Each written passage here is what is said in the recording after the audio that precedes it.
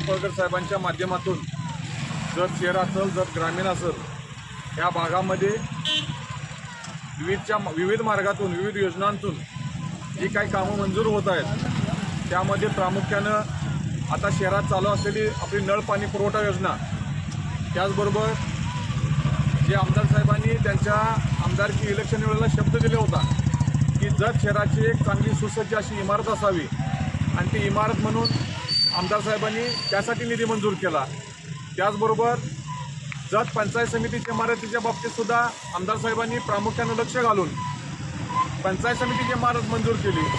अशा इमारती मंजूर करून सगळ्या गोष्टी करून एक जत शहराला एक वेगळं एक मॉडेल बनवण्याचं काम आमदार साहेब करत आहेत। पण काही अज्ञातांनी रात्री अज्ञात आहेत का विरोधक आहे ज्यांना काही मिरची झोंबायला लागली का काय नेमकं कळेना, हा विकास जो व्हायला लागला आहे त्यांना बघवना। कारण आता तोंडावर पंचायत समिती जिल्हा परिषद